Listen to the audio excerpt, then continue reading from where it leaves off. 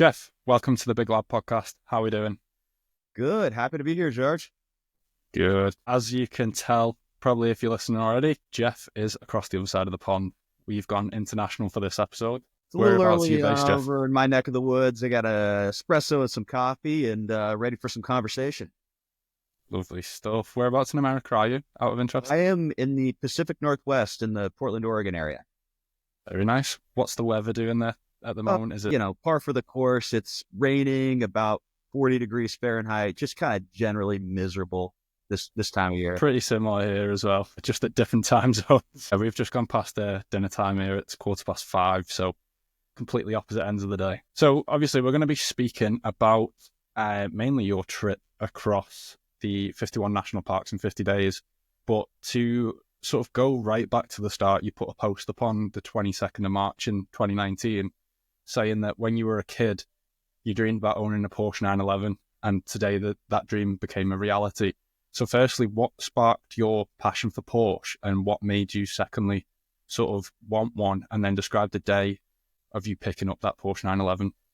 Boy, I would say it's been a lifelong love of the Porsche brand and the 911 in particular. When it comes to cars, I'd say that I've been obsessed with cars as early as I can remember. My parents would probably say it goes before that, but I mean, I was the kid with the race car bed. I had posters on the wall. I was playing with Matchbox toy Porsches, pushing them along the rug.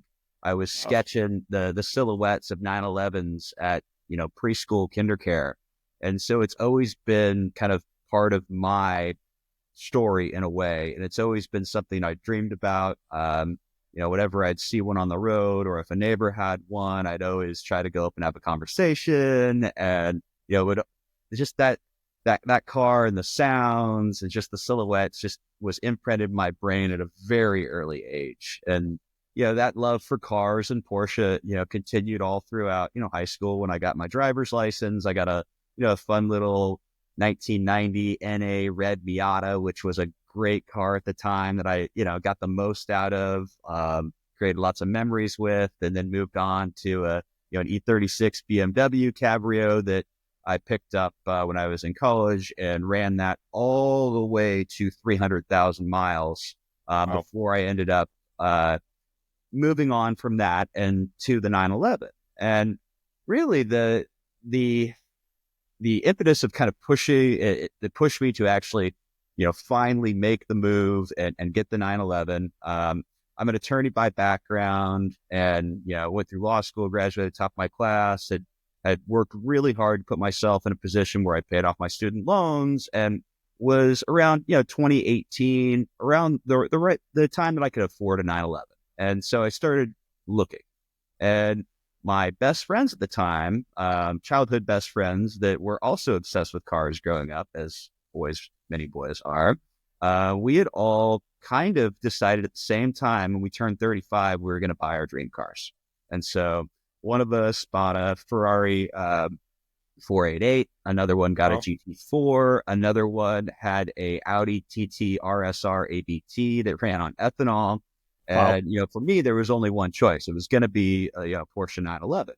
And this also was going to have to be a single one-car solution for me. I was consolidating down from a Range Rover and that vintage BMW Cabrio into the 911. And so that was the starting block. And then trying to figure out, there's so many different varieties of 911s out there, different models that are capable in many different ways and have many different use cases. And so I ended up settling on, I wanted at the time the new 991.2 3-liter twin turbo motor. I really liked the redesign or refresh of the 991.2 versus the 991. It had Apple CarPlay. I needed all-wheel drive because I wanted to be able to take it to the mountain, and it needed to be capable in the snow and the rain. Quite frankly, I wanted to be able to modify it, make my own. And that platform, it's got 370 horsepower to start. With a simple tune and quite a bit of bolt-ons, you can be well over 500 horsepower, which is what I'm at today. And really, I didn't realize it was that much higher that you've got it at. I've seen that you've got it. Is it stage 1? It's a stage 2. And so, stage 2. Yeah. So that's kind of going through kind of the story of the car. But today, as it stands, it's basically a full stage 2 build with basically every bolt-on possible for the platform except for one or two, and then the turbos. I've left the turbos for the time being as to where they're at. From my perspective, I wanted to experience the car and get to master the car at different levels. And so as you master it stock on an autocross course or on the track, or even driving in the canyons or the mountains, and then you continue to build on that. It's like, okay, here's a tune. Let's jump that up another 80 horsepower, intercooler, sport cats, headers, and all of a sudden you're making as much, if not more power than a GT3 from a base Carrera 4 in this turbocharged platform. So that That's was pretty kind impressive. of another reason what drove me to the 991.2. But what's really interesting about this is so I mentioned 2018, and that was when I really started the hunt. And Porsche had, at least in the States, has a very unique program that I would recommend anybody look this up for any type of brand of car if they're looking to buy something kind of interesting and fun, but even a daily driver.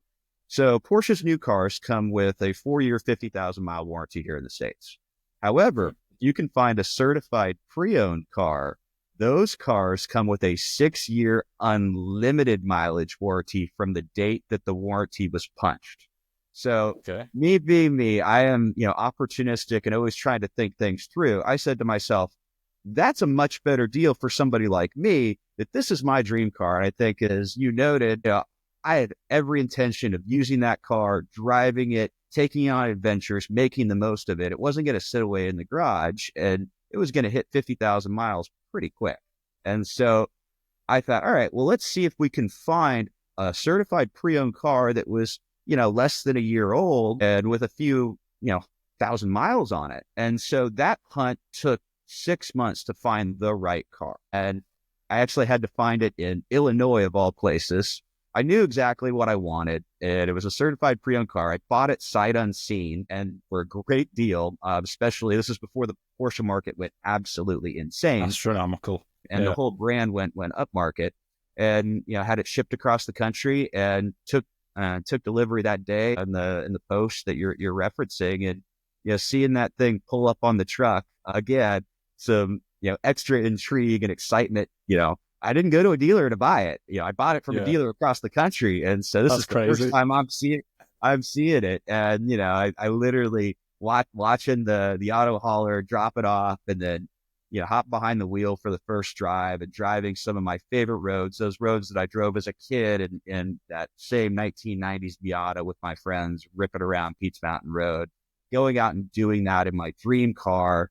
And then the very next day, my girlfriend at the time and I decided to, take it on kind of our first road trip out to the beach. And there's this moment that I remember coming back, just looking, turning over to look at my blind spot. And here's just that iconic silhouette of that rear quarter window.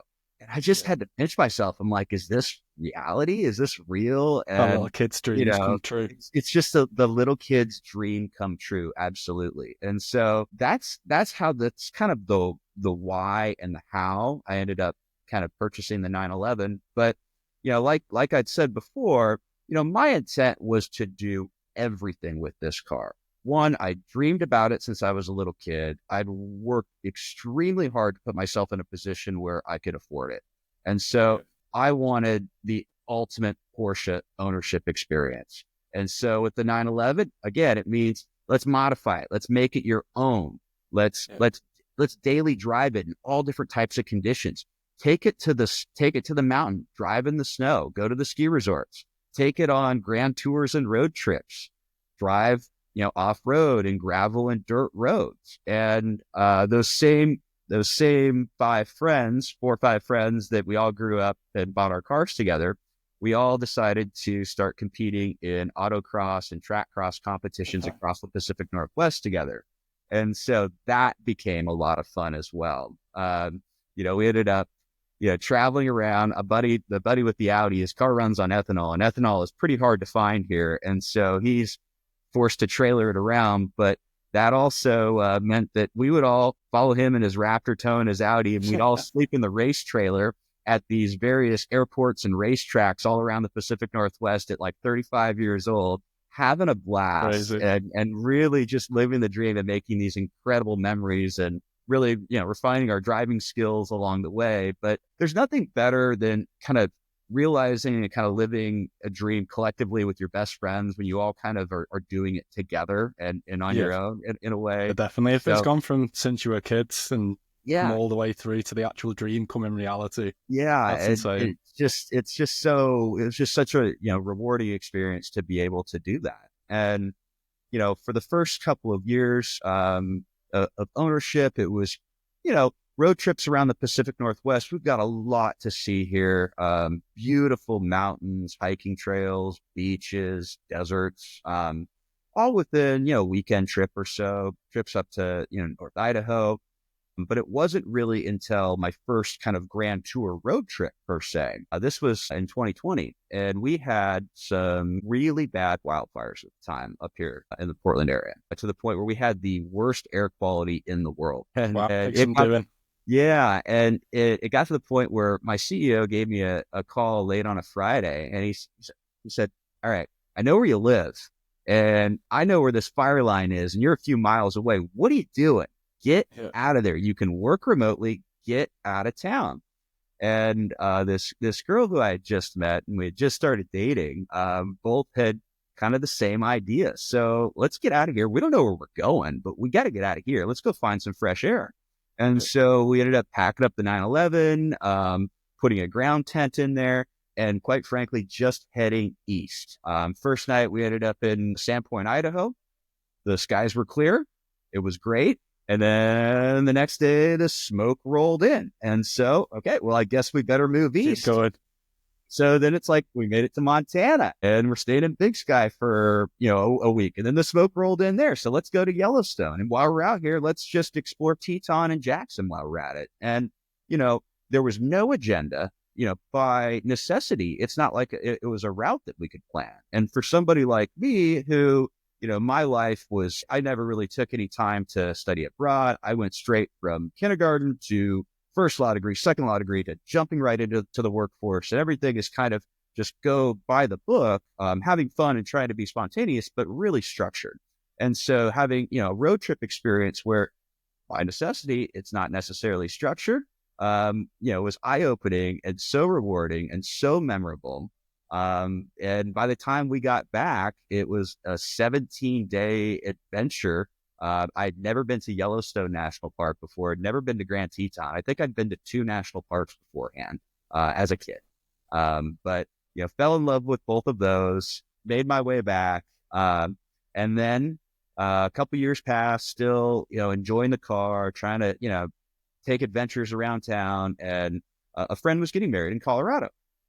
And so I thought, this is an interesting opportunity. I can take, maybe a Thursday and Friday off and then a following week off, and I can make this an adventure and go explore some of these national parks that have been, I've been thinking about, doing the Utah, Power 5 in the back of my head for a while. And so, well, okay, that would be pretty cool, but, what are you going to do for sleeping? And so that's how the idea of the rooftop tent on the 911 came about. And Yeah, so Porsche penthouse. the Porsche penthouse. And so, kind of again being kind of opportunistic. This was 2022. I found a lot of people bought these rooftop tents and used them once or never used them at all. And Yeah, so there was I found this off of Craigslist, a secondhand website for goods here in the United States. It was $1,000. Some rich couple in Seattle had bought it and used it exactly once. And so it pretty fits clean, pretty new. perfectly onto the roof transport system that holds my bike rack or my ski rack. And it's actually a Yakima Skyrise tent, which I've got Yakima racks all the way around. And so it fit perfectly. And, it Brilliant. only weighs 95 pounds. And so that particular tent, I was looking for that. There are a lot of rooftop tents out there. There are hard shells. There are Porsche even now makes their own rooftop tent for the Yeah, there's 911. loads popping up now, isn't there? Yeah. And so the issue is that I think Porsche's tent weighs 160 pounds. My tent weighs 95 packed up. And so when you've got that extra weight on top of the car, the reason why I selected and sought out this particular tent was I don't want something on the car that's going to ruin the driving dynamics of the car. The whole point of road tripping in a Porsche is to be able to take advantage of those great canyon roads and mountain passes and kind of have the joys and thrills of ripping around in a 911. And if you compromise that with something that, with extra weight on the top, it doesn't make a lot of sense. And so it was really kind of like the car in and of itself, really the perfect match. Plus, it's red, it matches my Pegasus and the calipers, which is pretty cool too. All came together quite well then. Yeah. So next step, I decided to, go through Yellowstone and Teton on my way to Steamboat Springs, Colorado from the Pacific Northwest, camping along the way, which was a blast. Made it to the wedding, had a great time with a bunch of friends, and, come Monday, it's time to go. And my dad had recently moved to Palm Desert, and the ultimate kind of thought was, all right, I'm going to make my way from Steamboat to Palm Desert. I had no plans whatsoever. And this all comes from the life lessons I learned about, what I've kind of coined now as premeditated spontaneity, is setting out off on an adventure without necessarily. There's an end destination, but no way of sort of getting there. You got a destination in mind and maybe a couple of stops, but not a pre-planned route. You take advantage of those detours and, all these different opportunities that you never think of. And I found if, at least for me in my past, if I had a set schedule, it's, oh man, you got to keep to your schedule. You got to keep to your schedule, which we'll get to later. But not on this trip. Yeah. And so, I set out, I took a tip from actually a very good friend who lives in Colorado for a great driving road. And I'm sitting at a Qdoba Mexican restaurant, I-70, and I'm on my phone and I'm like, that was cool. I'm in the middle of Colorado. Where the heck do I go next? And I'm like Googling what's around in the area, and I see Black Canyon of the Gunnison National Park. Man, I never heard of Black Canyon of the Gunnison National Park before. But we're going. But look, the pictures looked pretty cool. Yeah. And so I thought, all right, I'll roll the dice, take a chance. 2 hours south from here. And so hit the navigation, headed south, and got there. I was greeted by this landscape that was just otherworldly. It was like nothing I'd ever seen before. The canyon itself is not quite as deep as the Grand Canyon, but it is so narrow. And just being able to hike around this thing, it's so deep that the sun only hits the river like for 15 minutes during the day. It is just stunning. And it's something that I had like no idea that was there. If I hadn't been Googling on my phone, enjoying a quesadilla, it wouldn't have happened. And so enjoyed sunset, packed up, kind of started making my way, towards, the west a little bit. Again, not even know where I was camping for the night. Found a great spot to camp and sitting there at sunset, enjoying a beer and thinking to myself, okay, I've got my mission now. I know what I'm going to be doing for the next 5 days en route to, Palm Desert and on the way back. And it was to hit as many of these national parks as I could, because at that point in time, I'd only been to Yellowstone and Teton before, Crater Lake, which is a home park here. And I'd been to the Grand Canyon as a kid and I barely remember it. By the time that first trip ended, I believe I hit 16 national parks and over 6,000 miles. And at that point in time, I'm hooked. I'm invested. I'm ready to go. There's a mission. And so, again, kind of winter passes by. I go to, some of the national parks, even in the Pacific Northwest, that I hadn't been to before.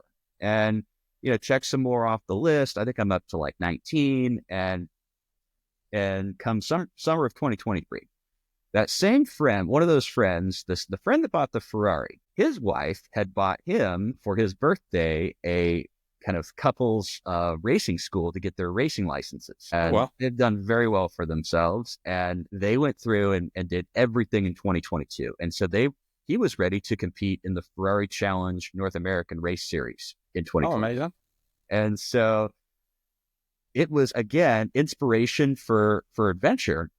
All right, my best friend's racing in all of these different events. I'm, with them on the simulator, kind of trying to live vicariously and soak in every little bit of these moments as I can, and kind of learn lessons from his coach who won 24-hour at Daytona. And so, okay, 2023 rolls around. Here's inspiration to go road trip to all of his races along the way. and support Love him. it.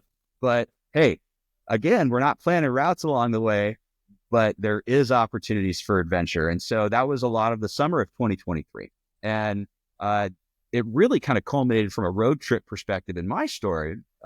He was racing in Road America, which is in Wisconsin. And I'd stuck to road trips mainly, Colorado West. I'm a West Coast guy. I've traveled a lot in my career, professional career. Seen most of the country, at least kind of on the coast, but road trips and adventure were in the West. Okay, great opportunity. Let's see. Girlfriend at the time, who we'd been adventuring together that summer. Let's see how many national parks we could hit, at least on the way there. And so we checked off like 6 new ones. And I always thought to myself, we watched the race. Of course, he wins. And by the way, he won the Ferrari North America Wow. championship In his with first year no of racing. wheel experience. His experience was just autocross and track cross and racing all of us together, Wow. sitting around and camping in race trailers and That's doing impressive. time trials on tracks and airstrips around the Pacific Northwest. And so we get done with the race, celebrating. Girlfriend wanted to go to Chicago, so we go to Chicago. And I say to myself, she had bought me this. Boy, I don't have it. It's literally right over there. This national park guidebook, and this national park guidebook plays a key role in all of this story going forward, because I'm sitting here, I'm looking at this, and I see we're a few miles away from Indiana Dunes. I had always thought in the back of my head that we were going to go back west and maybe hit some parks in Colorado and make it back home. But, I think, everyone says, make every day your masterpiece, live life to the fullest. I would say that kind of, for me, it's appreciating what you have and really seizing opportunities and getting the most out of them when they're presented to you. And kind of this map, along with that mindset, led to, well, Indiana Dunes is 30 minutes away. Well, hey, Cuyahoga Valley is just another day east. And then we can get to Shenandoah National Park. That's another day east. And by the time we knew it, we were on the shores of the Atlantic Ocean. We weren't planning on that at all. And we're sitting in Virginia at Shenandoah National Park, and I'm looking at this map again. The only thing that we really had on our agenda, we both decided we were going to take some time to, go adventure and explore, was we needed to be, Porsche puts on every 5 years, they call it Rennsport Reunion. And this was at Laguna Seca, just outside of, Monterey, California. Of course, we're on the East Coast at this point in time. And I'm looking at this map again. And I'm like, still this idea of trying to hit as many national parks as I can, that's been kind of brewing on the way. And all the ones that we hit on the way out there were just spectacular. Cuyahoga Valley wasn't great, but most of them were just amazing. And so I'm looking at this and I'm thinking, there's a window here where let's see if we could, how many of these national parks we could hit on the way to Rennsport Reunion. And that is really what led to the first cross-country road trip of, I think we hit 26 national parks, 34 states, and 15,000 miles in 30 days. It was awesome. And we camped probably about half the time in hotels, but a beautiful trip. Rennsport Reunion was amazing, connecting, on the road. It's like everybody has their cars all, cleaned up and detailed. We've got bug guts everywhere. I mean, Porsche's Bono kills bugs fast. I'll tell you what kills bugs even faster, a rooftop tent on top. I can imagine. You're carnage. But at that point in time, got back. I'm sitting at there are 51 national parks in the lower 48 states.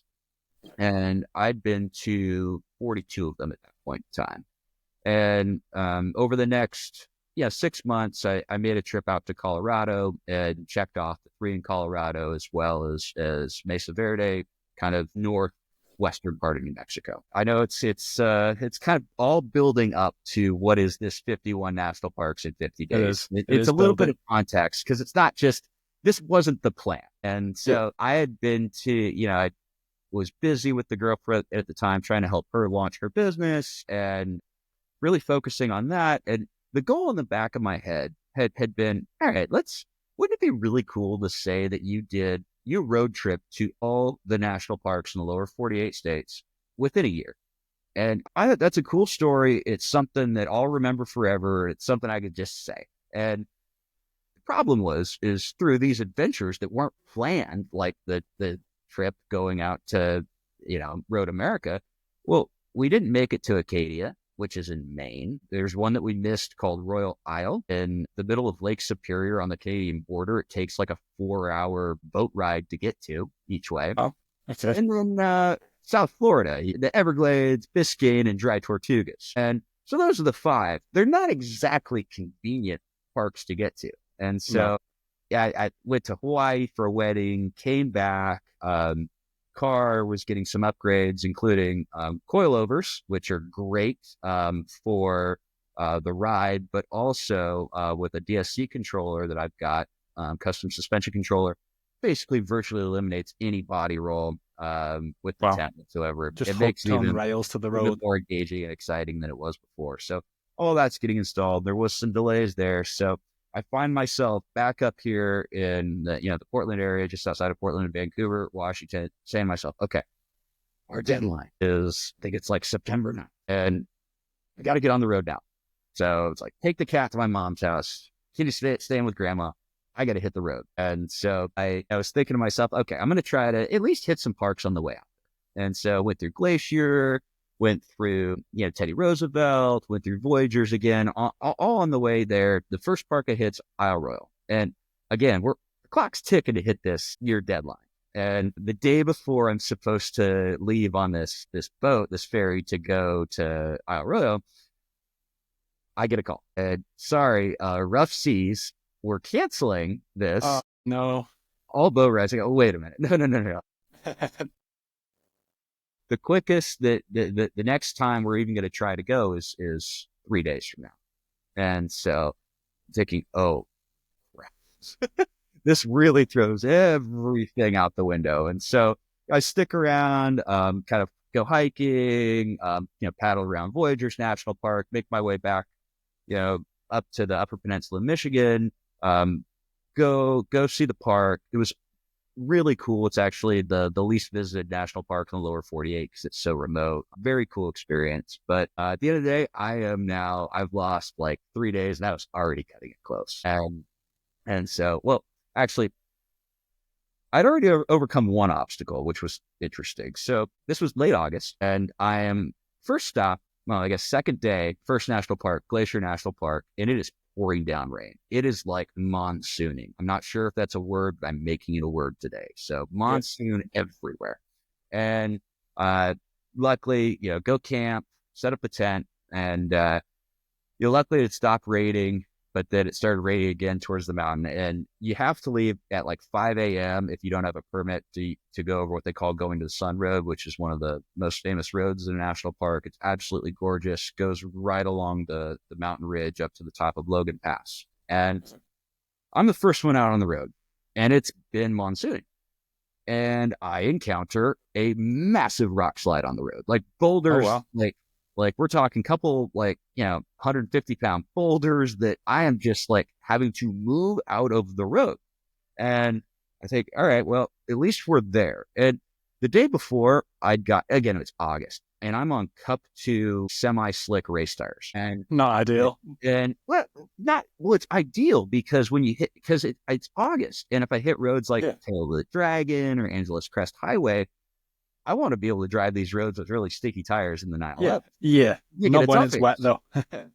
I got a notification on my phone. It said winter weather advisory for Glacier National Park. I didn't even think anything of it. But I get past the rock slide and start climbing. It starts snowing. And I'm thinking like, okay, snowing. At least it's not sticking. It's okay. And I'm probably about a mile from the top of the pass. And this is a tiny, narrow road. There's really no way to safely turn around. And then it starts sticking. And we've got probably like 1/4 inch of snow on the road, which I have got a lot of experience driving in the snow and rallying in the snow. All-wheel drive car. It's the perfect tool for the task, but we are on Cup 2 tires. I always say it's the driver, it's the car, and the tires. You need all three to be safe in the snow. And we were missing a critical component. And so it took every bit of concentration, again, because I'm committed at this point. aside from like having to turn around and go all the way down around and lose like 7 hours of time, there's just no way to safely turn around. And so it's just got to keep going. Lost it once and saved it, and somehow made it all the way to the top of Logan Pass, the visitor center. I'm like, okay, I'm calling it for now. I'm going to wait for the sun to come out, melt everything. I'm not going downhill on this stuff, but between rock slides and snow in the middle of August on Cup 2s, that was like the first challenge.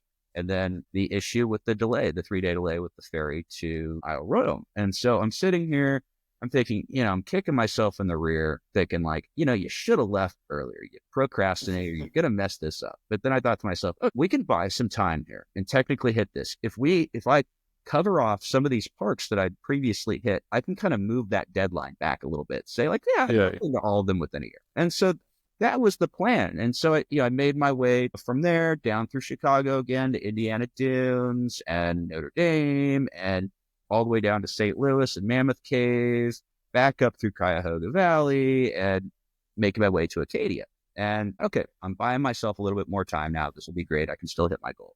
Make it to Acadia in Maine, and oh gosh, it was very cool. Ended up spending 2 days there because I bought some more time, and it's just such a beautiful setting. Bar Harbor is just a beautiful, cute little quaint town. Was able to secure a ticket to go to the top of Cadillac Mountain, and it's one of the farthest eastern points in the U.S., but see the first sunrise, and that's kind of in the continental U.S., and that's kind of a key thing. And that was a really interesting experience. It's very much an Instagram versus reality. You could pan one way and there's like, 250 people all sitting on this ridge, but like you can get some pictures and it looks pretty, but very cool experience. Again, leaving Acadia, and I think, okay, well, we're already out here.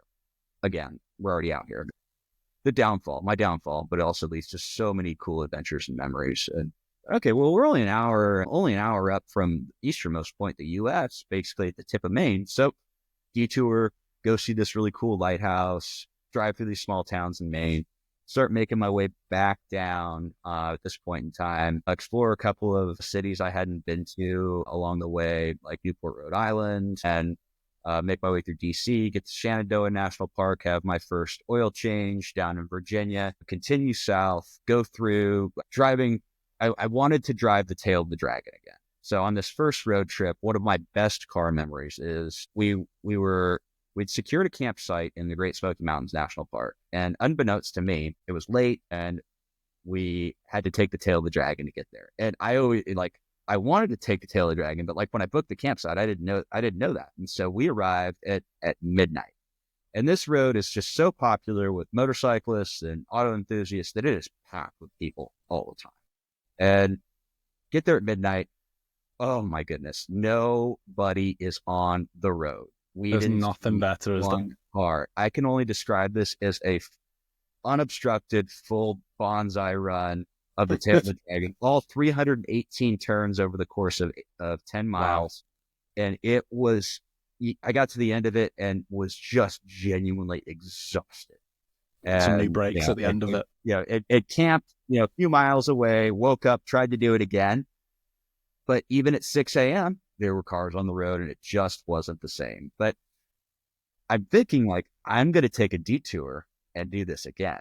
And the way I'd set this up was I was going to arrive at like 2 a.m. And I'm like, this is the way to do it. You got to do it at 2 a.m. Well, after this really long detour through driving crazy roads through West Virginia, I arrived at the north side of the tail of the dragon to find a fire brigade and a bunch of police officers informing me that the road is closed because we have a wildfire in the area. Not another one.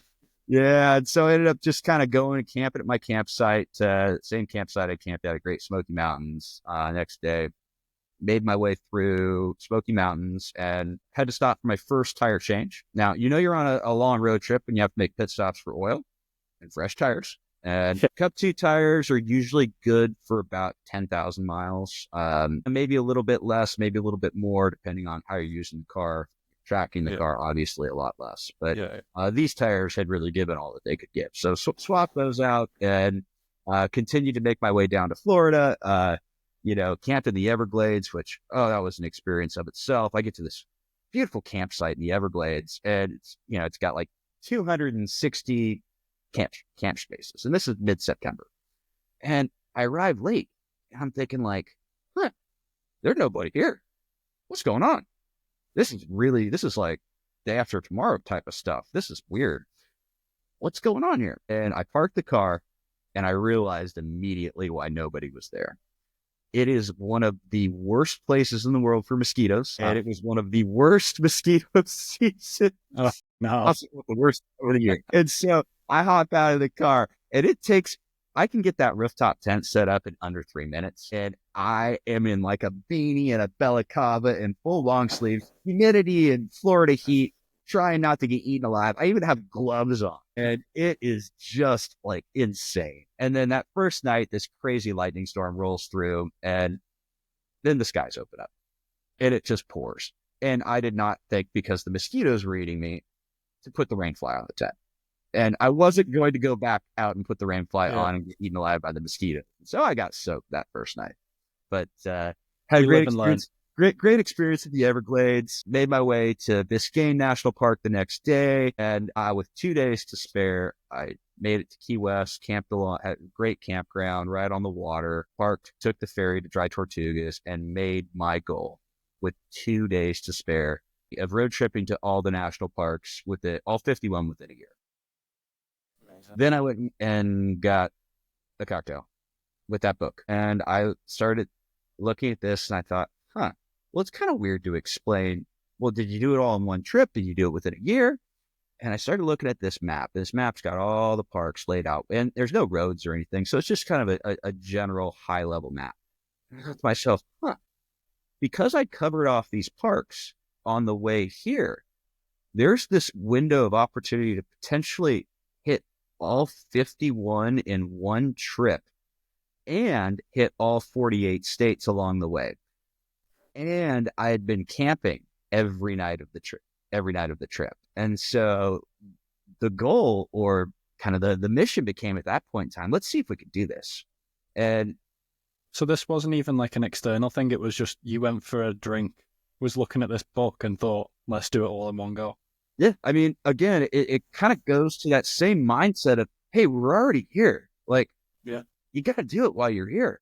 Loosening up, being a bit more spontaneous, but with a bit of a plan to it as well. It doesn't take much for me to, get engaged and say yes to an adventure or a dare or a bet or anything. Let's be honest. That child's mind's still up there. I know myself well at this point in time. So, but that would be really cool.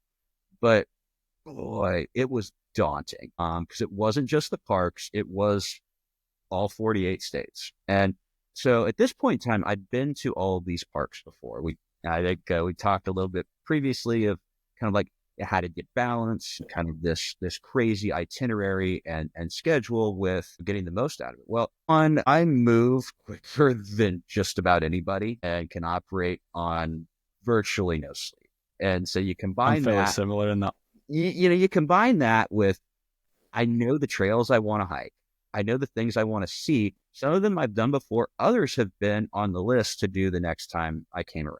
And so I kind of had a plan at each park of what I wanted to do. And I'm also shooting content along the way. I'm just documenting it. And so that kind of adds another layer of complexity and kills time a little bit. But I wasn't sure when I left Key West if I was going to even be able to pull this off. And so I didn't tell anybody. This was just kind of an internal goal. And I had a friend that moved to, dear friend, she and her husband had moved to Alabama. So I, Southern Alabama, stayed with them, and then kind of I'm like, I've never been to New Orleans before. Let's take a detour to New Orleans. I've never been through the Gulf Coast and Mississippi. Of course, we're making detours along the way because you got to do it. If you're here, you got to experience it. You got to check it out. And so continued to kind of make my way back up through towards Little Rock and Hot Springs National Park, and encounter kind of my first setback. We'll say it's like 3 a.m. or 2 a.m, downtown Hot Springs, taking a few pictures, just kind of enjoying the area, and come back to my car and I'm flat. And it's Saturday night.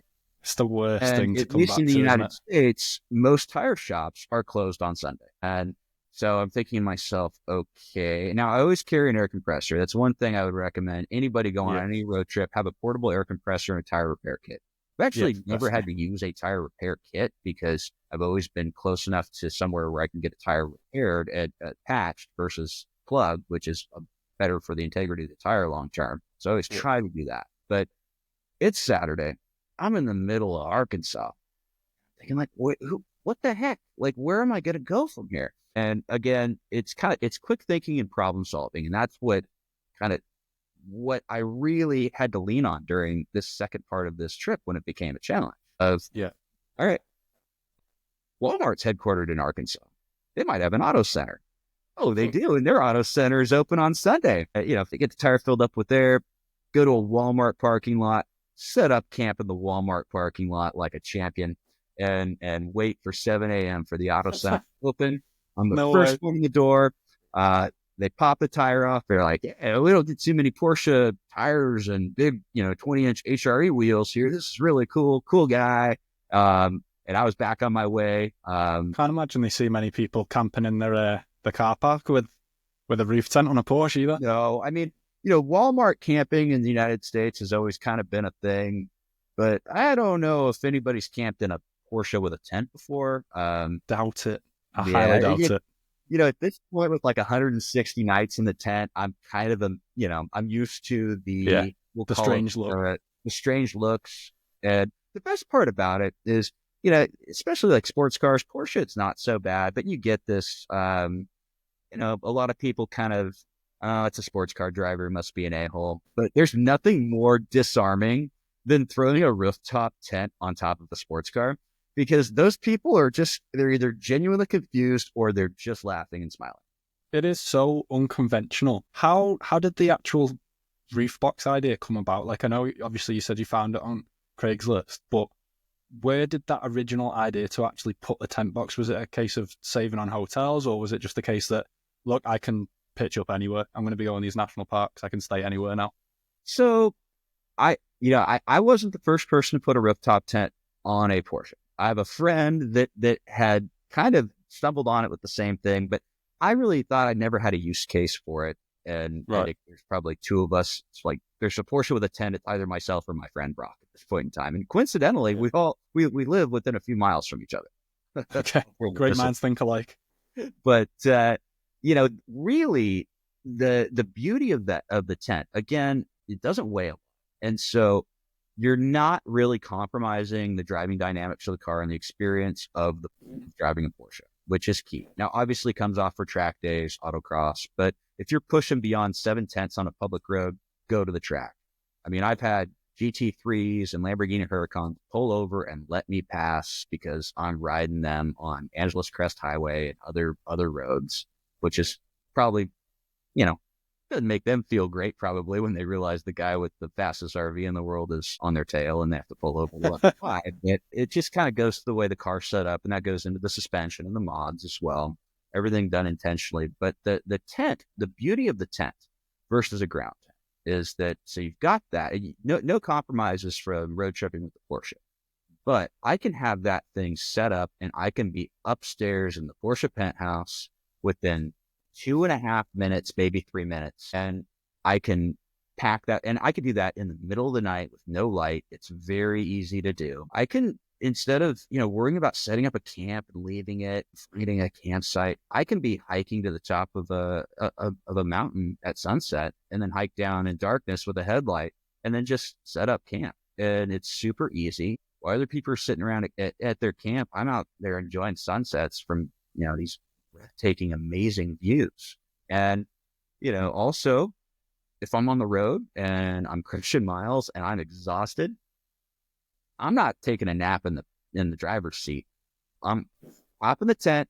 I'm going to go upstairs, take a quick power nap, move on. Sometimes it's, off a forest road. Sometimes it's at a rest area. But, a rest area with the rooftop tent pop is probably a pretty funny sight too for those that have come across it. I mean, I don't know if I'm the one sleeping up there, but taking a power nap. But I'm sure that looks pretty funny. But I mean, that's truly the reasoning why. It just opens up more opportunities and saves time. I've spent 160 nights in the tent thus far, and on this trip, 50 nights in a row. That's the So longest I've spent consecutively in the tent. obviously you're in these national parks. Did you ever encounter any sort of wildlife with the tent box as well? Not, I mean, they're not coming up to the tent. Plus, I'm off the No. ground. You know, the True. cougars and bears aren't coming upstairs to the Porsche penthouse. If I'm on the ground, maybe it's fair game. Maybe I'm dinner for Yogi, but not necessarily with the penthouse. Have I encountered wildlife? Yeah, I've been stalked by cougars, seen Oh. bears, all sorts of really cool critters. Any Again, close encounters or? the closest encounter that I had ever had was at Lassen National Park. This was in the summer of 2023, coming back from a trip with a girlfriend at the time, Laura, and she decided she wanted to go hike to this cinder cone volcano under moonlight at like probably midnight or so. And I thought, okay, cool, like fine. I thought I was just going to go by the lake and hang out a little bit and just enjoy myself. But all right, we're going to go on this hike. We get about 2 miles in, and all of a sudden she just like stops. And I'm pretty blind. I can see things close up, but far away, if I don't have my glasses, and she's like, there's cat eyes in there. I'm like, no, there's not cat eyes. Well, pull out my phone, zoom in, what blind people do. And I was like, oh, that's definitely not a deer. And that's got ears, and that is a mountain lion or cougar. And No. all of a sudden it's like, she's freaking out. I'm like, okay, we're not stopping. We're either going back or we're going to continue onward. Let's just continue onward. Cougar attacks are pretty rare. They're mostly scared of humans. And so, we go down another 5 minutes or so, and then she kind of starts freaking out. It's like, let's go back. Like, okay, fine. We'll go back. Well, by this time, the cougar had cut us off on the trail. And that's the one way to get back. And so, again, kind of trying to shoo the cougar away. It scurries up, travel probably another 2,000 yards or so, and then it comes back and it's in the middle of the trail and it's waiting for us. And at this point, I just had it. I'm like, all right, like, no, I'm tired. I want to go back. This was a dumb idea. Let's just like, no. And so I let out like the ultimate like revenant yell from like Leonardo DiCaprio in that movie. And I don't know, they probably heard me like at the campsite a couple miles away, and got that cougar, chased him up the hill, and made our way back. That's the closest wildlife encounter that I've had that I would say is dangerous. But tons of, bears jumping out in front of the car, to deer, to armadillo, to wild boar, you name it. Obviously, like alligators and fish, eagles, so many. Like that first trip to Yellowstone with Melissa, we saw the biggest grizzly bear in Yellowstone. Wow. Basically, digging himself a little hole, and had this elk that he'd taken down and was packing away his dinner for the next Wow. couple See, months. we don't have to deal with any of that over here in the UK. There's not much we need to worry about if we're going out for a walk. No bears, no cougars, no mountain lions. So it's completely foreign to us. Yeah. We got our diversity of landscapes and topography and critters here. It's definitely one of the things you got to be aware of, but it's not like, oh my gosh, I'm scared. I'm going to go on a hike and I'm going to encounter a bear. We'll have some bear spray, and most of the time you're not going to bother you. But yeah, so kind of, going back from like the Walmart parking lot, which, the Porsche penthouse in the Walmart parking lot, the juxtaposition is funny. But again, the first true problem of the trip solved. Again, kind of make my way north from there, because I'm trying to hit all 48 states too. I thought that would be pretty cool. Said driven through all 48 states, and to do it in a road trip, and other parts of the country I hadn't seen by driving through them, places like Oklahoma and Kansas. And I'm camping out kind of in this field in the middle of Kansas, and again, like, I'm on the road, and so like I'm stopping at Costco to get like food, like, jerky, but then also became a connoisseur of all types of fast food on this trip. I mean, from Taco Bell to Burger King to McDonald's. I mean, Zaxby's, we hit it all, which isn't like great if you're not ticking all the fast foods up as well as the national parks. Not great if like that's not a staple in your diet, but you're just eating out of necessity. And I wasn't feeling great. It was like 39 degrees and it was raining and in the middle of Kansas. I'm like, you already hit your original goal. You've got 1,000-mile drive ahead of you tomorrow. Like, you can just go home. Like, you can do it. Like, there's no shame in that. Like, and I genuinely felt terrible. So went to sleep, woke up, and I was like, there's no way you're quitting. Packed up, made the trip all the way down to Big Bend National Park with a detour to the OKC Memorial along the way. Got to Big Bend at about 2 a.m, camped, and continued to explore different parts of Big Bend that I hadn't explored the last time I was there, like, hot springs and other cool hikes, and continued kind of on my way. And I'm still on my track, and I'm making good time. When you get to the West Coast, a lot of the parks are really close together. Like, if you know what you're doing and you're operating with intention, you can see you're kind of me or you with our level of energy, you could see a lot in that park within like 4 or 5 hours. And so that was the mode that I got into. And I just started hitting the parks in the Southwest and making my way up through Utah, and Colorado. Again, did this roundabout route all the way back up through South Dakota. And in South Dakota, I just done Badlands, camped at this amazing spot called The Wall just outside of Badlands. Had a great day, and my oil light comes on. And so it's like, okay, I just need to add a little bit of oil. And it's just because I'm using the car. The car really doesn't like burn oil. Like, ever since then, it hasn't come on. But it's just like, okay, it's time to add a little bit of Mobil 1 in there. And so swing by an auto parts store, pick up some Mobil 1, go to open up the back hatch, and there's no way to access the basically the place where you put oil in the car unless you can open the hatch, and the hatch doesn't open. No, it goes famous in Porsches, isn't it?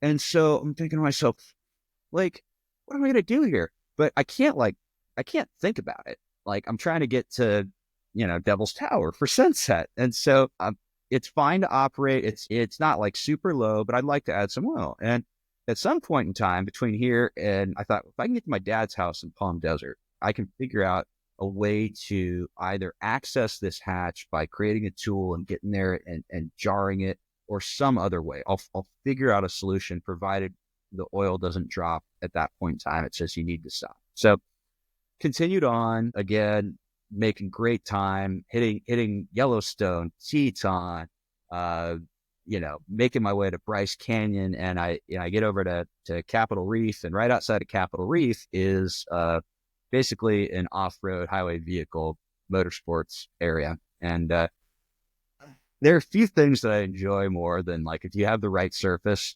drifting the 911, rallying it around a gravel road or sand or dirt. It's balanced so well. It's a blast. And so I decided to go have a couple of rips. I think that was one of the first times I saw your account on Instagram when you were doing those drives. And I was like, there's no way he's got a tent box and he's driving off road in a Porsche. I was like, and so there's this guy, I'm following this trip. There's this like mount, like, it's kind of like, it's like this little kind of like hillside, like ramp almost. Yeah. And all these car commercials like are filmed there. It's iconic. And it's a blast driving up and turning around and ripping around. I'm like, okay, I'll set up the camera. And I, did that for a while, had a blast, got the car dirty. And I thought, all right, one more time. I'm just full send one more time. And I had the camera rolling for slow-mo, and, dirt everywhere. And it was, so walk out with a big smile on my face. And again, this is a Saturday. And I stop. It's quiet.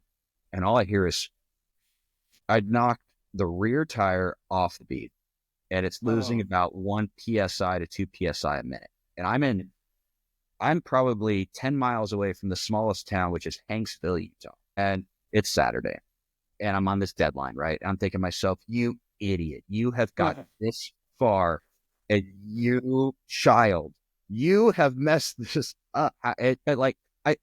I'm thinking this as I'm driving, but like immediately I'm like, okay, air compressor, let's get this out. I had to air up 3 different times to get to Hanksville.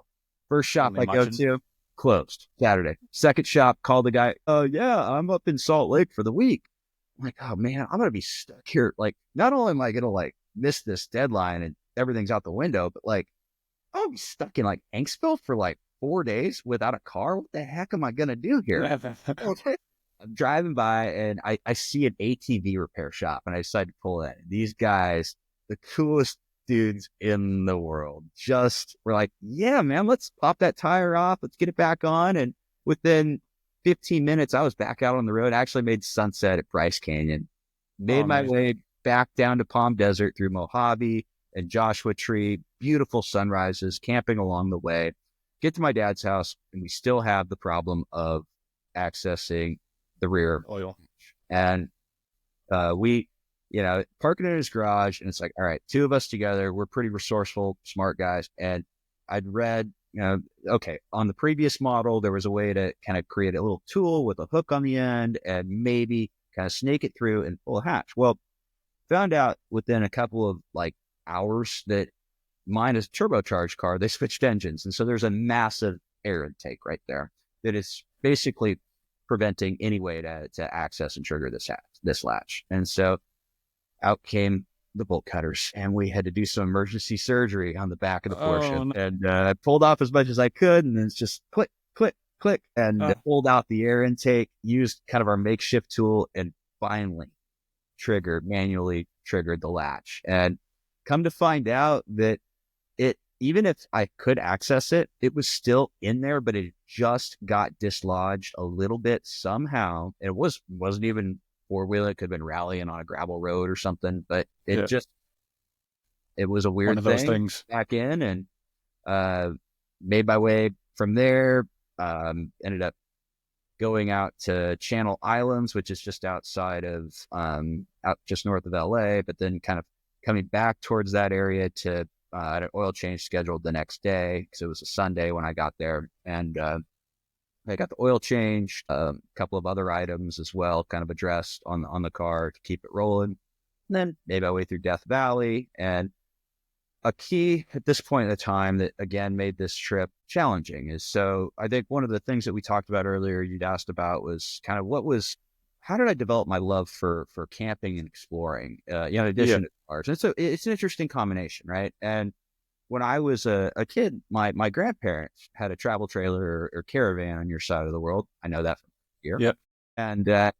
And so they took us in their caravan all around the Pacific Northwest and camped along the way. And we panned for gold. We explored all of these back roads and all these crazy adventures as a kid, and camping their travel trailer along the way. And so I guess kind of the desire to explore was sown at a very young age through them. And, my grandmother had passed away in 2016. My grandpa was still pretty lucid, and at the time had lived by himself until 95, and had just moved to memory care, but he was always excited to hear about my adventures.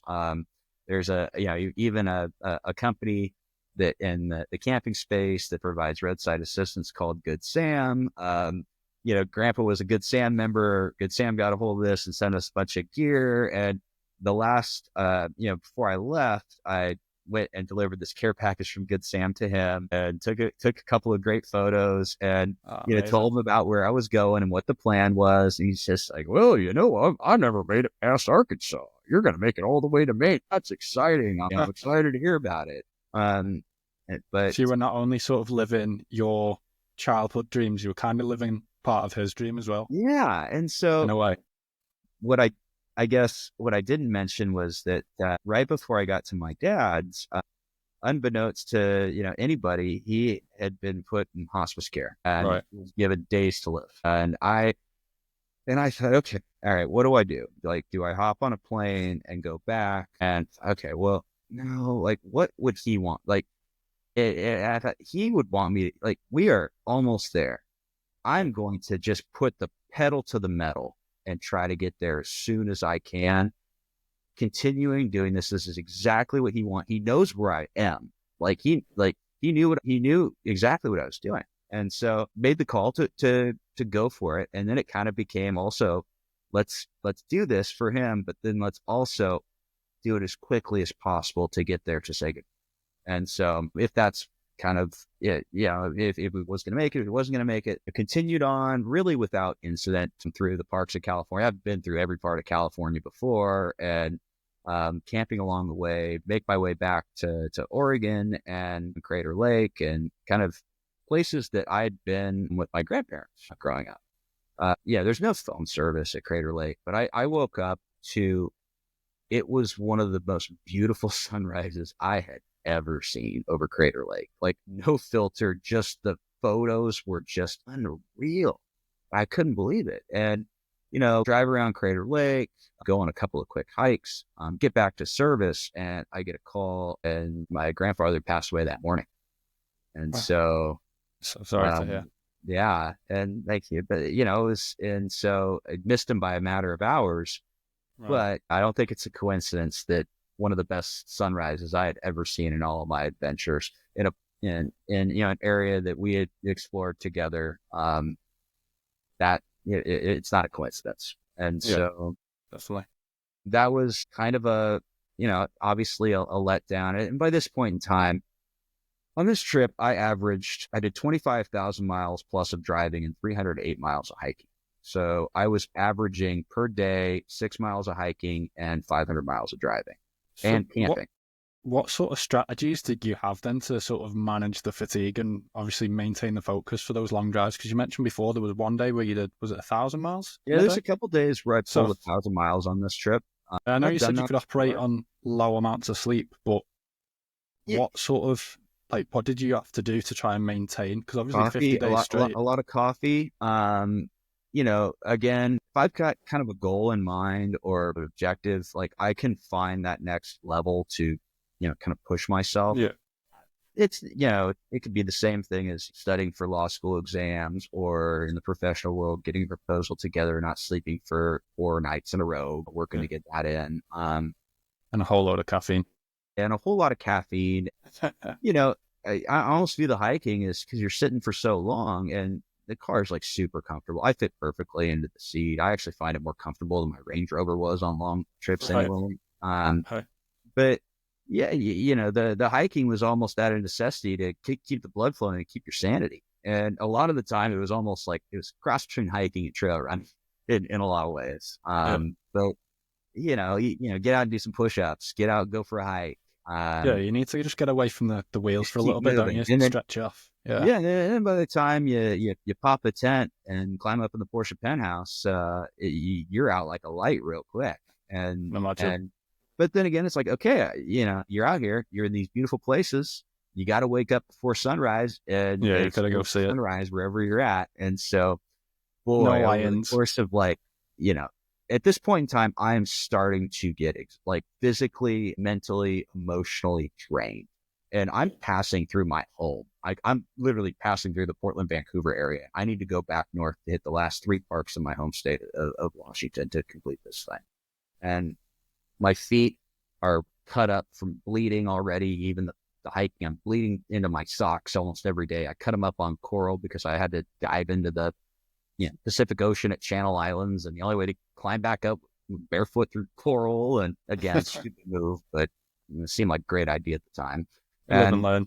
Yeah, live and learn. And I make my way to Mount Rainier, and it's 7 a.m, and I am kind of towards the end of my tires as well, and I don't want to stop and get new tires. I'm so close. I think I can make it, and I get probably 7 miles into the east side of Mount Rainier National Park, again on a Saturday morning of all times. And you need to stop doing these crazy things on a Saturday. All these bad things happen on Saturday. Tire well, they all happen on Saturday. Go figure.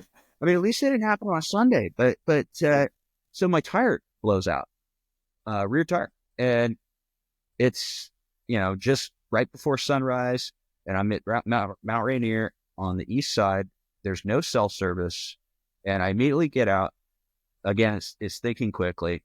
I assess the situation. I say, there's no way I can patch that. I got to get moving. And so I literally threw on my running shoes and, beanie, grabbed some headphones, and I started running. The nearest town was about 15, 16 miles away. And I didn't know when I was going to get cell phone service or even satellite service on my iPhone because of the canyons. And about, a couple miles in, I get satellite service. I text my mom, and I keep my winter tires over at her house.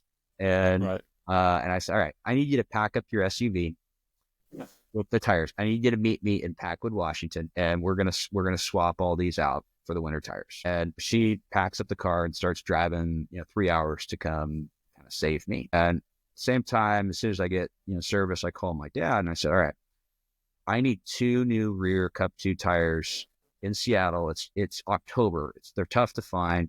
And you need to source those and get them shipped over to a Discount Tire affiliate, the closest one to Mount Rainier. You'll find it. But like I don't have like internet service. I can't do it. And so my mom's on this side of it working it. My dad down in California working on the other side. And it really became a kind of family and community effort to make it happen. But, saved it for.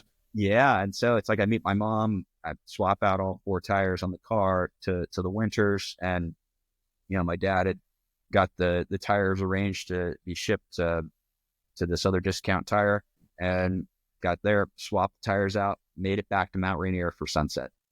Unreal. And kept going. And then made my way up to Olympic National Park. And again, the last little bit of, okay, if we're here, we got to do it. I'd already done Pikes Peak, the highest point you could access currently in the U.S. via road, Badwater Basin, the lowest point in North America. I'd already done the southernmost point, the easternmost point, the first sunrise in the United States. And I thought, all right, we're at Olympic National Park. I got to be close to the westernmost point in the U.S. and I want to see the last sunset. I saw the first sunrise in this trip. I want to see the last sunset. And I'd mentioned at Cadillac Mountain that this is a very Instagram versus reality situation. It's like you can drive up to the top, and Sandy from Arkansas and Dave from Indiana are all up there with their lawn chairs watching all this, and there's no effort that gets into it. Well, the westernmost point, most people have it confused. They think it's this one point in Washington, and it's not. It's actually called Cape Alava in Olympic National Park. And to access it, it is a 30-minute, 30-mile drive out to the middle of nowhere at the end of this road. Very remote beach, and another 4 miles of hiking on planks to get out there, and to a beach that it's semi-solid, to say the best. And of course, I'm lollygagging around and procrastinating, and I'm thinking, I got all the time in the world. And I didn't realize how bad the road was, but I'm still I'm like Verstappen driving the Porsche trying to get there, because I'm realizing okay, sunset's X. We got a 4 mile plus hike ahead of us. Okay, even if I'm running on uneven ground, I need an hour to get there, probably, and planks and stuff. And come to find out, the planks were broken in a lot of places, and it just wasn't a used trail. And my feet are bleeding. I'm exhausted physically, and I'm just running. It's everything I got to try to do this. Because I'm already committed to it. And the thing is, you don't want to get there and then the sun's already set, because you've gone through all that before. After all that, and if I had decided not to do it earlier in the day, it would have been a different story. But I'm committed at this point in time, and I get there with literally 2 or 3 minutes to spare. Wow. It's like a Top Gear challenge, isn't it? This whole thing was a Top Gear challenge in so many ways. But and in real life, again, not something I set out trying to hit 5 new parks on the way, but it evolved into something that was just, life-changing in terms of memories, accomplishment, and lessons learned, and things I'll remember for the rest of my life. But, that was just man, it was the ultimate Rocky moment. I was just okay, I gotta set up a tripod, get this. I just yeah. It was just pure organic, just, and and it was just amazing. And then of course I had to hike back, with the headlight that was going out 4 miles back in the darkness with all types of creatures and critters, with planks that were covered in moss, and some that, and, made it back. But, that wasn't the last park. The next day I hopped camped, ferry across the Puget Sound, and made my way to North Cascades, which was Park 51. But really, that was kind of the end. I knew that I was going to accomplish it at that point. I'm all right, whatever. I can kind of take it easy now and enjoy this last little bit. But that's obviously. So with story. that then, with that being such a tight schedule, obviously with all those parks within such a small space of time, obviously you say you want to get to these national parks and enjoy them once you get there. How did you sort of balance the desire for exploring each park, but also staying on track with the time schedule that you'd set?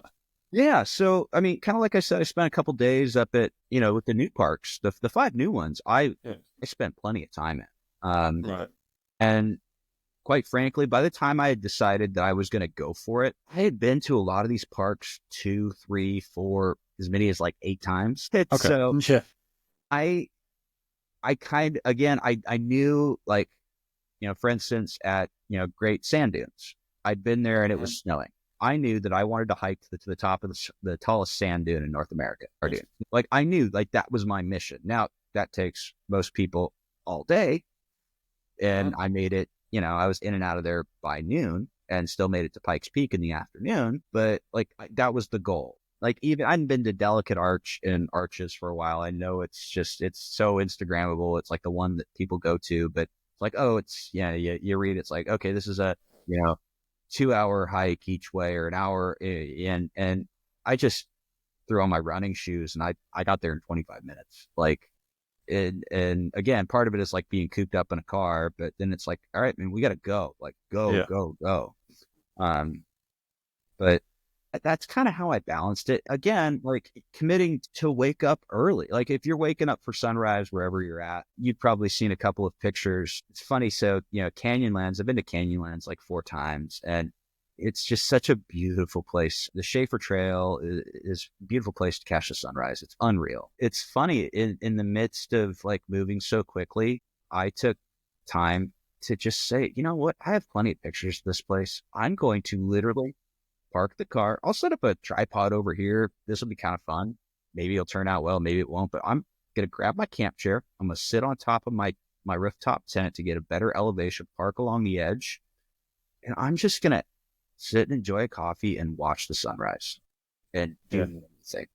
I don't have my phone. It's just sitting up there on the hill, recording whatever it's going to record. That was just like, the sunrise was spectacular, and it was just unreal. So some of your photos are incredible. It's just kind of like this mix of, of chaos and then serenity. And that's really kind of, I mean, if you think about it, like a theme for the trip and a lot of my adventures, it is, you are ripping down these mountain roads, and then it's peace and quiet at the top of a mountain or a campsite. And it's kind of my personality in a way too, like in a lot of ways. But I mean, this trip, that's really how I was able to balance so many things. Now it's like, I know I'd done sunsets in the east side of Arroyo National Park before. I'd never done a sunrise, so I wanted to do a sunrise over there. But I kind of knew the spots that I thought would look kind of cool, and cool places to sit back and experience it.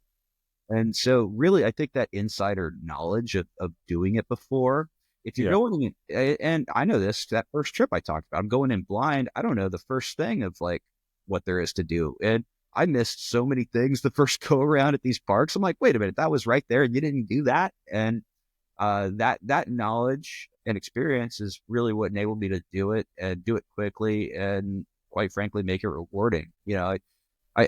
I get that question a lot from people where it's like, oh, you didn't even experience it. You didn't have fun. How can you do that? And I would say people experience things at a different pace. And also, I've been there before. And like I said, like I mean, I was at Arches for a matter of like probably 4 hours, and I saw 10 or 11 arches. It takes most people like 2 days to do that. And it's just, you got to, operate with intention, and goes to really, if you're in a situation, make the most of it. And the last thing I wanted to do on this trip is say like, oh, wow, you crossed over the border into a park. It's like saying I went to a state or a country because I had a layover at an airport.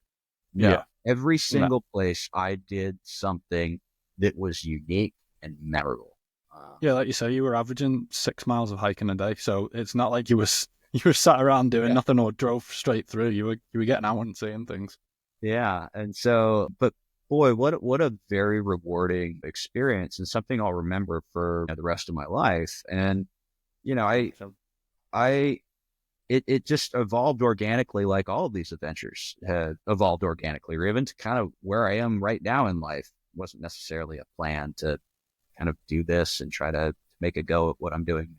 But this particular trip, man, I been pushed, physically through sports, or academically through school or professional settings, but in all these different ways. This took me to places I hadn't been before, which was the unexpected.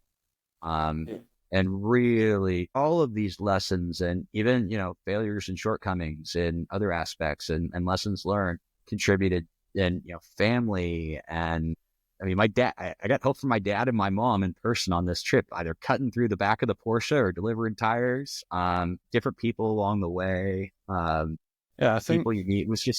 It was so rewarding and unexpected. yeah, life's 10% of what happens to you, and then 90% of how you react to it. Like with those things where times went wrong, you could have quite easily, like you say, just gave up and gone home. But to push through it and see the rest of it and see the challenge through, I think, to be honest, one of the most impressive things is the small amount of issues you actually had across 25,000 miles. What was it? 3 tire changes and 2 oil changes?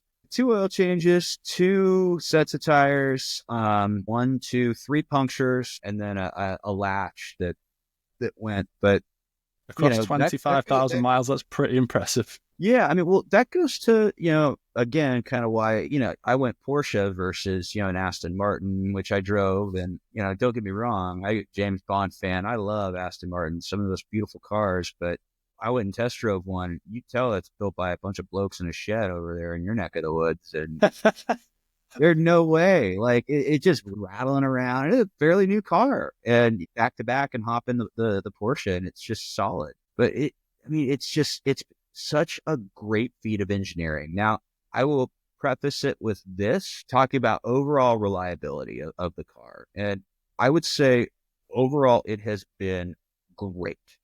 Now, with one caveat, which again does not deter my recommending the platform to anybody, is with 37,000 miles, I was actually up at a track day with some friends, and I decided I was going to go back into town during lunch and, grab a cup of coffee, and I'm cruising at, 25 miles an hour down the road. And all of a sudden I hear this, and, you're an athlete, you know the difference between being hurt and injured. And I know the difference between something that goes wrong and then when the engine. And I knew immediately that engine was toast within a matter of like 2 seconds, just by the sounds. And I had it pulled over and shut down. And they had the car towed to the local Porsche dealership, and they started breaking the car apart. In the meantime, it's like, okay, your car may be covered by warranty for track use. And I wasn't on the track, but the lawyer in me is reading my warranty while I'm waiting for the tow truck. And I'm like, oh my goodness, what's going on? By the way, come get all my race helmet, all my gear. I'm going to say it's just all this like panic that sets in. But 3 weeks later, they call me back up to the dealership, and they've got the car, and turns out a bolt had backed out on the oil chain guide. And as soon as that went, it basically instantaneously destroyed the engine. And the crazy thing was that they showed me a bolt on the other side was dang near all the way backed out as well. And, unfortunately, Porsche had just switched to a new new model, the 911, the 992, and they didn't have any turnkey engines available anywhere through the world. And so they basically hand-built me a new engine. Wow. And everything. So turbochargers, fresh engine at 37,000 miles. And so you basically got a brand new car again. Yeah, again, with warranty, right? Yeah. But it's not the worst thing to have happened. Yeah. And especially if you're somebody like me that, I plan on keeping the car forever anyway. I made the mistake of getting rid of that BMW that I ran to 300,000 miles. You've done that twice now, haven't you? Because you've recently hit 300,000 kilometers in this one. Kilometers, 200,000 miles. Difference is basically all the miles on the 911, except for those few thousand miles from whoever was driving it beforehand. Yeah. The car to 65 miles an hour. Yeah. Go back to the computer and saw that one. Honestly, I know they don't know how to reset it because their addresses and everything were in the car, and I'm looking at the max top speed overall for the car, and it's like 60. What are you doing? Why did you even buy this thing? But I'm glad. It makes me so happy you doing what you do, because there's, like we were saying right at the start, there's so many people that leave these cars in garages and they never get driven, and then they just want to resell them when they go up in value. Well, they're there to be driven. It kind of goes to, how people view, sports car drivers in a lot of ways, right? A lot of people drive them for clout or for status, or to say they've got the next new thing. That was always something that was pretty big, like in the Ferrari world for a while. It's like, oh, you had to buy and upgrade and get allocations for new models. And Porsche's kind of gone that way. And I think you're seeing a lot more. Yeah, with the GT product. Yeah, the GT products. I mean, getting an allocation for a GT product. Near on You know, impossible. part of the reason why I became intentional on Instagram with my adventures, that my dream was to get a Dakar. And Oh, okay. yeah, It makes I more don't know if sense there's for what you're anybody doing, else to in be the fair. world that would actually use it as intended like me. And Yeah. I called 25 dealerships and basically got laughed at each time. Yeah. And it's just like, you know what? Maybe if I'm showing that I use the car, maybe I can catch the attention of somebody within Porsche.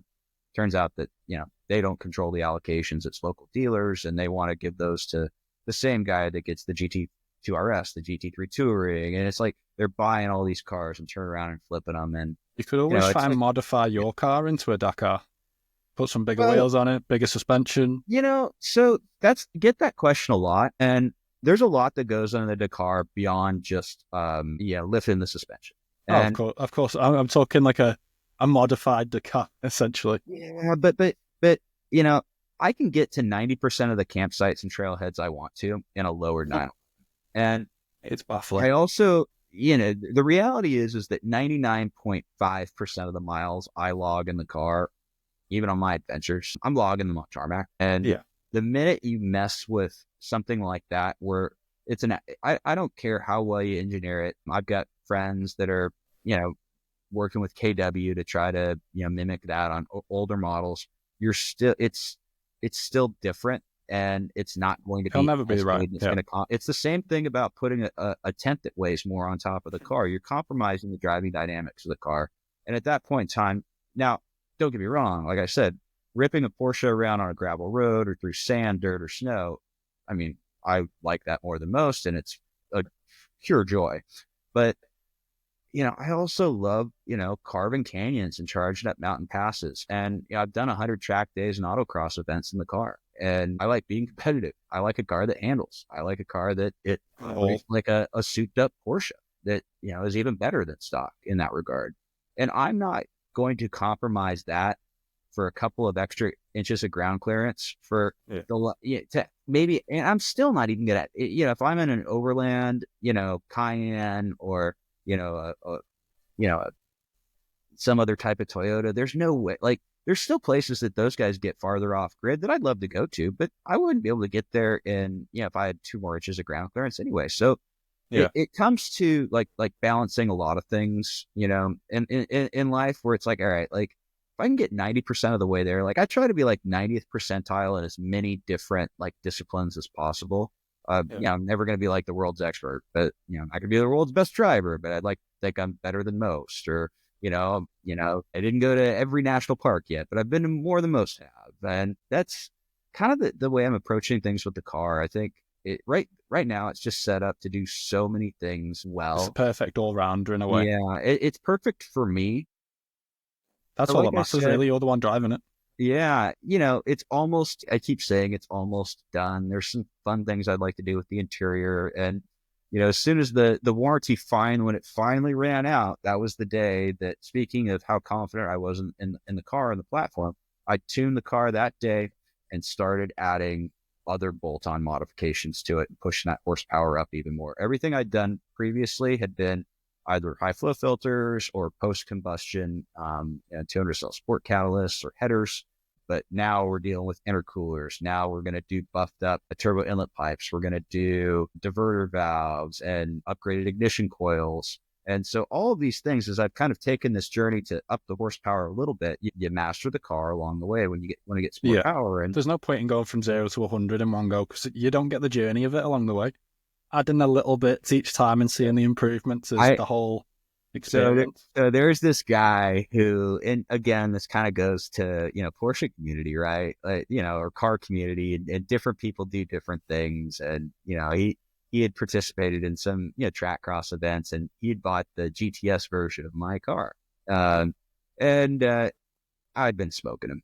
There's just no other way of putting it. And I think he'd had it at this last track cross event and came back and spent something like $25,000 modifying his car. You know, turbos, everything you could possibly imagine.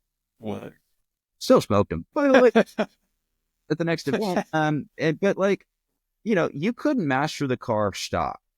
What do you Yeah. like? Why are you adding all of this power when you don't know how to harness it? Are you doing it to just brag about it on a message board or brag about it to Cars and Coffee or whoever you think that matters to.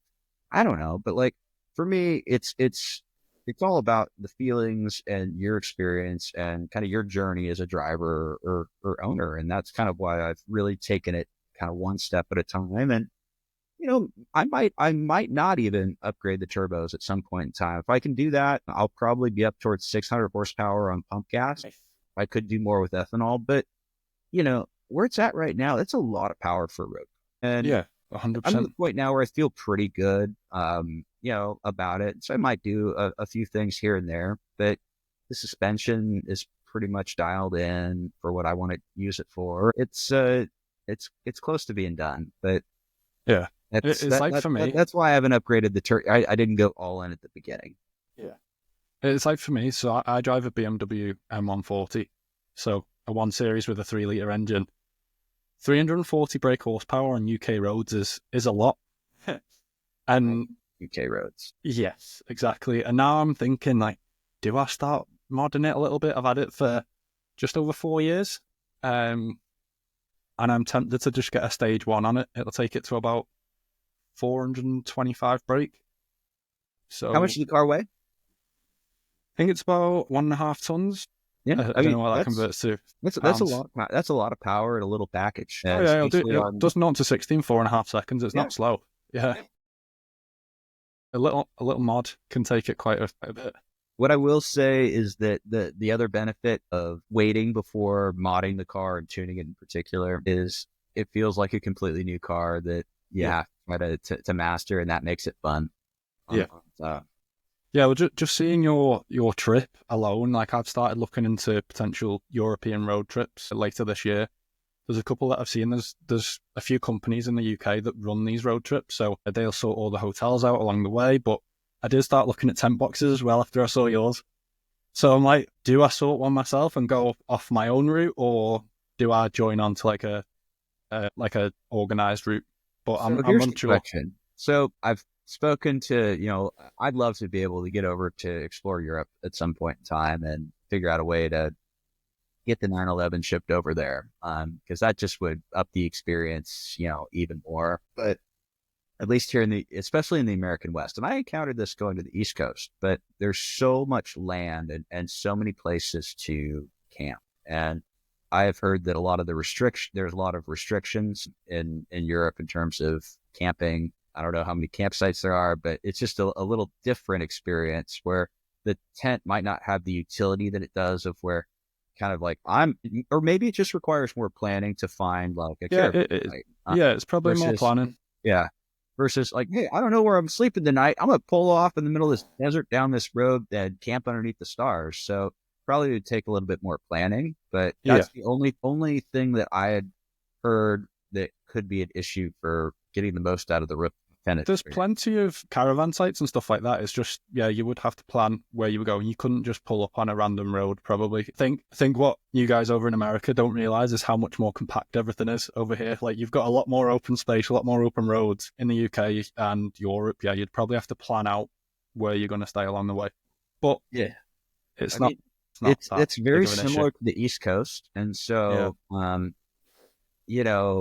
whole ethos of not planning and like, I didn't really plan any place I was going until the day of. You could probably still do that. You just have to find a caravan site on the way. Yeah, but like on the East Coast, boy, like my go-to is to call like boondocking for free in a national forest, and you camp for free in a national forest. It's not a campsite. There's nobody around. And we've got our like a KOA campsite that big kind of franchise where they got like showers and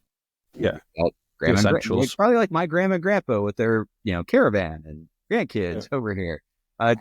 Different experience, but I just kind of assumed that, all right, I know the East Coast was a little bit more compact, but like there were a couple of days where I'm just gonna continue driving, like, and then I had to like pull over and like at a a rest area on an interstate, pull over and just pop the tent and crash because I could not find a place to camp.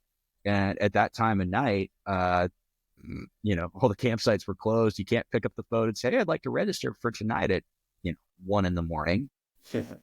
But yet really, even on this trip that I did, the other thing that people that I'm going to probably provide a little bit more insight to going forward is, how accessible it is, and from a cost perspective. And that's one of the things that I think people don't realize, that if you are willing to make the sacrifice in terms of like time, and you're willing to camp, you can do this pretty economically. If Yeah, you want pretty low to, budget. if your life goal is, I'd like to see America, and I'd like to see as many national parks as possible. If you can somehow carve out like 2 months, you can do it.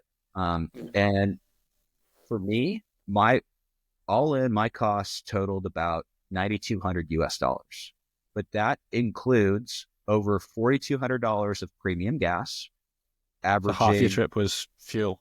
Yeah, and with the tent, I get a reduction in fuel economy. And let's be honest, I'm not driving like a crossover or something like that, where if I see a twisty road, I'm getting on it. And Yeah, so my drop gas a gear, mileage is disappear. low. You know, if you're in a regular, Toyota RAV4 or Fiat Panda or something like that on your side of the pond, like, you're not stopping, twice for tires. Your tires are lasting 40, 50,000 miles. And so my two biggest expenses were tires, which was like $2,300, and $4,200 for fuel. But for camping every night, my campsite fees were right around $500. Again, I would try to, fast food, which isn't great, but then try to, buy like jerky and make my own food along the way. And I think I spent like $500 on coffee or something like that. $500 on coffee, but that's essential. Yeah, Ferry needed. fees are like $500. If you buy a parks pass from the U.S. National Park Service for $80, you can visit as many parks as you want for the year versus paying up to $35 a day for a visit. And yeah, again, it's just, how smart do you want to be Yeah. about it? But to think that, I think you could do the same thing that I did in a normal car and have a lot of those same great experiences. Now, the 911 takes the experience up 2 or 3 notches, and you get some different types of variety of memories that you wouldn't get otherwise. But if you want to do it solo in a regular car, I think you do it for $5,000 US, which is Yeah. insane to think that people spend twice that for 8 days in Maui. Especially if there was, say, maybe 2, 3, or 4 of you, you can split those costs for fuel again. Yeah, And I mean, camp fees, all of that gets halved or quartered then. But yeah, it can be yeah. done with a little bit of planning. I mean, it could be done. It's a lot of things in life that can kind of be intimidating, but like, if you want to make it happen, like, and you can make it happen. And I always say life's too short not to do the things that make you happy. yeah, or to go for it, or figure out a way to make it happen. It's funny, people talk about like, oh, it costs so much to do this. And it's like, the best like financial investment I think I've made in a while might have been purchasing that rooftop tent secondhand for $1,000, because at 160 nights now, those are nights that I'm not in a hotel. It's only getting cheaper every time. I mean, that's like between like 45 and 48,000 US dollars that I've saved by Yeah. just camping. Yeah, you're talking over here, you're talking maybe 100, £200 a night in a hotel. So, yeah. It's a lot of money. Now, I will say that, there are my limits. And I've of those nights in the tent, I think 8 or 9 last year were below freezing. But a couple of weeks ago, again, I'm looking for kind of the craziest, I want to have all these like sports car Porsche moments that I can. Well, I got word from a friend that, hey, you can go ice racing up in Canada. I'm going like 500 miles away on a frozen lake. Registration opens up at 8. I'm like, ice racing? That sounds fun. I've got snow tires. Let's roll. And Let's go. it was in the mornings like 6 degrees Fahrenheit. At that point in time, I just like, nope. I thought it'd be kind of fun to maybe camp out by the lake if it was. No, that's too cold. We are not. No, Porsche penthouse is closed. It's in the garage. It's not. I am sleeping at the motel or the hotel and having a nice meal and a couple of beers, taking advantage of the Canadian US dollar exchange rate. But that was a crazy experience in and of itself. So much fun. It was funny. It was literally like I was saying to you earlier today. I have that same sort of kid's dream of a Porsche. Like I was saying to you earlier, I've got this book I've had since 2004 when I was 8 years of age. And like I said, you're that one step ahead. You've got the Porsche and also 300,000 kilometers ahead of me. But I'm sort of getting towards potentially being able to afford one soon enough. There's some of the older models, the sort of 996 is coming down a little bit. And I'm sort of umming and ahhing and like, is that the one that I definitely want? Do I get one for the sake of it? And another thing that I had to consider was, so I'm 6'4", so it's funny you were saying before about you fitting the seats quite nice. I'm 6'4", so I thought, it was not last Christmas, the Christmas before, I thought, well, if I get to the point of being able to afford one of these, and then I get there and I don't fit in one of them, then I've got a problem because I've had this dream since I was a kid. Well, but luckily I fit in one. Do you fit in 996? I did not sit in a 996. It was a 992. 992, yeah. Which are bigger, a lot bigger than the 996s, but 991, 992, I should be fine. Yeah, it's crazy how much bigger the cars have gotten, for better or for worse in some ways. But I've got friends with 996s and 997s, and parking them next to each other. It's night and day, isn't it? The car has grown, but then you park mine next to a 992, and I think the front track of the 992 is like 2.5, 3 inches wider than even the 991. And then you look at the back of them, how bulbous they are on the back. Yeah, I mean, the only issue is that the cars are getting bigger. The roads are staying the same size. And especially over on your side of the pond, the roads are even much smaller. But even over here, we've got wide open roads. All of a sudden, you go from having a little bit of leeway. So my first car was an NA Mazda Miata, which was just pretty tiny. Did that have the pop-up headlights? Yes, it did. Yeah. It had pop-up headlights, and it also had the hard top as well that just snapped on with 4 little snaps and made basically nothing. You could take it off with one person if you absolutely needed to. You had long monkey arms like you, or looks like you got long monkey arms with 2, being 6'4", you can do the same thing. Exactly. But yeah, the upside to the newer cars is they are bigger and there's more cargo space. Yeah.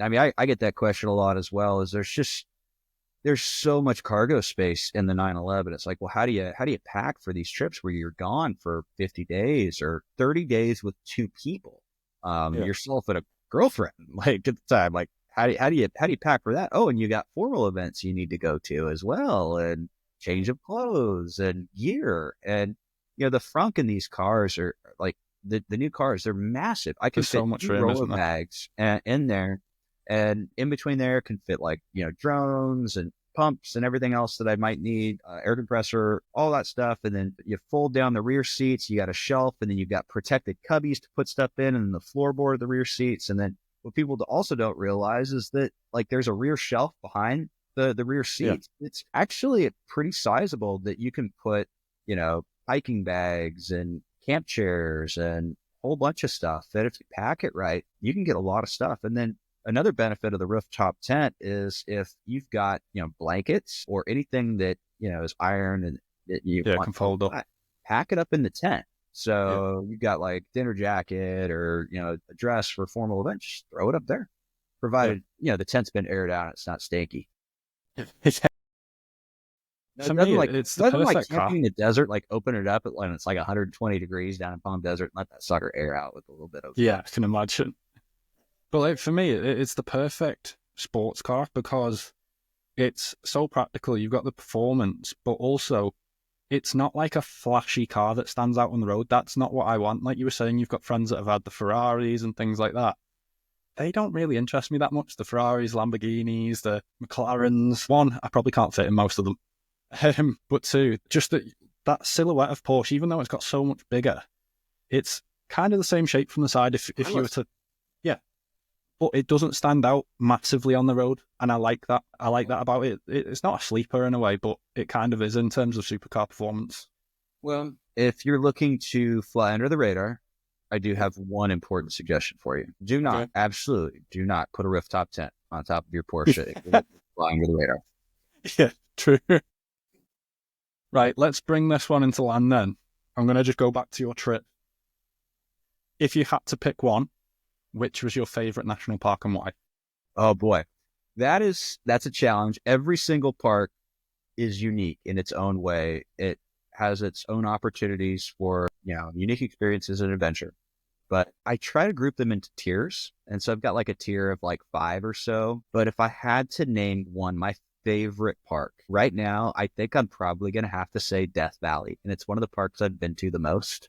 Yeah. The diversity of the landscape there is just, it's beautiful. You've got these amazing mountains that sky over 10,000 feet all the way down to Badwater Basin, one of the lowest places, the lowest place in the Western Hemisphere. Earlier this year, once every 30 years, there's flooding, and you can actually, Badwater Basin floods, and I think it's called Lake Manly. And a couple of Porsche friends and myself got kayaks, and we went and kayaked across Badwater Basin and Death Valley, kind of a once in 30 year opportunity. Wow. You've got all of these like beautiful rock formations, and it's warm, and the stars are like unreal at night. You've got the Mesquite sand dunes, and you can go hike up sand dunes. I did that actually on this trip of, I've been to Death Valley, 8 times or so, and you always find new things to do. And I decided to, 10 o'clock at night when it was still 100 degrees, but the sun wasn't out, so the sand was cold. So having already hiked to the top of Star Dune at Great Sand Dunes, I'm like, I want to hike to the top of a sand dune, the tallest sand dune in Mesquite. And I did it barefoot, and it was cool. And just having that, you're kind of out there by yourself, and it's like 100 degrees, but it's not hot on your feet. And it was just like a really kind of cool experience just to take that all in. But Death Valley has so many different opportunities to do that. And, you can also go hop in the pool. They've got a great kind of historic hotel up there that you can experience and grab a cocktail at.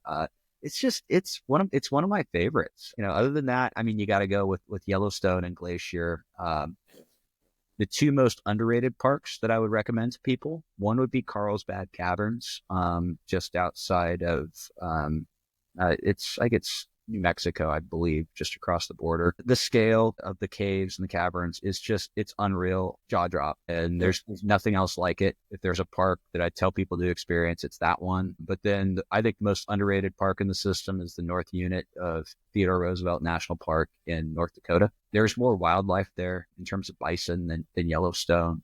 The Little Missouri River goes through the park and offers, I think I sent you a picture this morning of just an overlook of that. It's just breathtaking. Some incredible photos that you've sent. The sunrises and sunsets there are spectacular, and it's a pretty small, compact park, but just the amount of the bison. I mean, we're talking hundreds of bison in multiple herds coming up to your car. And it's like, oh my gosh, is this guy going to attack me? It's got a great little campground that you can camp at for, I think it's like $14 a night. There's cool hiking and unique topography all within this little compact zone. And I think it really shines, and people just have never heard of it. That and Black Canyon of the Gunnison is also the OG for me in terms of overlooked parks that are just breathtaking. But I mean, like I said, they're all just so unique and offer up different types of opportunities for adventure. So just get out and explore. I always tell people, hey, I'd love to be able to do this, but I can't find 50 days or 30 days to do it. Well, I didn't start out doing this. You don't have to do all 50 and literally, all 50 days in one go, do you? I did 16 or 17, just taking a week off from work and strategically taking a Friday off. You can make it work, but even if it's just exploring in your backyard, I mean, you guys have so many breathtaking places to see on your side of the world. At some point in time, I'd love to get over there and experience it. I'm running out of places to see. Let me know if you're ever over these ways. Yeah, we'll have to go for a drive. Yeah, definitely. You'll have to slow down a little bit for me. Series, or maybe a 991 or 992 at some point in time. Who knows? We'll see what's on the horizon. Look forward to seeing you in 911, my friend. Yeah, it's coming. I'll tell you that. It is definitely coming. Yeah, aiming to get it done soon. We'll see. But listen, Jeff, I really appreciate you coming on. This one's been a long time coming. Thank you for sharing your story. And you've definitely inspired me to start looking at some road trips. It's something that's on my radar to get done and ticked off. There's a few passes over in Europe. There's a guy that I follow called, I don't know if you've seen him, Cars with Loop. So, yeah. So he's from the UK. He lives out in Zurich. And some of the roads that he drives on make me so jealous that I live where I live and not over there. So that is definitely on my bucket list. I have that same jealousy. There's a couple of guys that will hit those mountain passes. Yeah. it's just beautiful. And someday. Yeah, we'll have to get it done. Exactly. But I'll tag all your socials below. If you've got to this point, thank you very much for watching or listening. If you're new, subscribe, and I'll see you in the next one.